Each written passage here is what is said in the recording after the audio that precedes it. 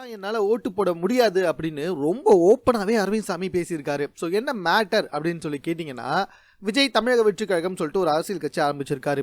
என்னதான் இருந்தாலும் உச்சத்துல தமிழ் சினிமாவுல உச்சத்துல இருக்க ஒரு நடிகர், ஒரு படத்துக்கு 120 கோடி ரூபாய் சம்பளம் வாங்குற ஒரு நடிகர், இல்ல இதுக்கப்புறமா நான் ஒப்புக்கொண்ட படங்களை தவிர இதுக்கப்புறம் நடிக்கவே மாட்டேன்னு சொல்லிட்டு முழுசா வெளியே வந்து அரசியலில் ஈடுபட்டுன்னு சொல்லியிருக்காரு.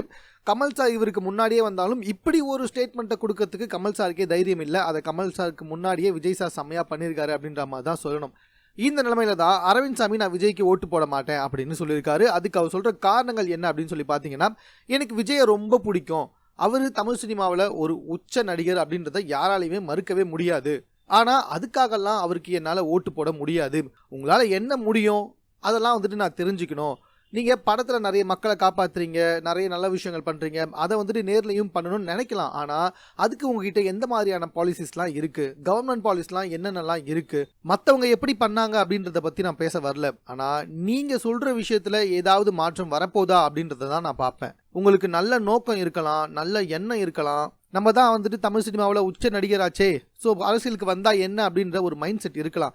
ஆனால் ஒரு மாநிலத்தை ஆள்வதற்கு உங்ககிட்ட என்னென்ன பாலிசிஸ் இருக்குது, அதுக்காக நீங்கள் என்ன படிச்சிருக்கீங்க, இப்படி ஏகப்பட்ட கேள்வியை முன் வச்சிருக்காரு. அது மட்டும் இல்லாமல் அதனால் நீங்கள் பண்ண முடியாதுன்னு நான் சொல்ல வரல, ஆனால் நீங்கள் பண்ணதை நான் பார்க்கணும். மக்களுக்கு நல்லது செய்ய ஒரு தலைமைத்துவத்துக்கான பண்பு உங்ககிட்ட எங்கே இருக்குது அப்படின்றத நான் பார்க்கணும். இதெல்லாம் பார்த்தா தான் நான் ஓட்டு போடுவேன் அப்படின்னு அரவிந்த் சாமி சொல்லியிருக்காரு.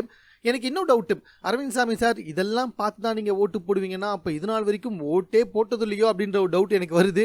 ஏன் அப்படின்றது உங்களுக்கே நல்லா தெரியும். ஸோ அரவிந்த் சாமி சார் சொன்னதை பற்றின உங்களுடைய கருத்து என்னன்றதை கமெண்ட் பாக்ஸில் தெரியப்படுத்துங்க.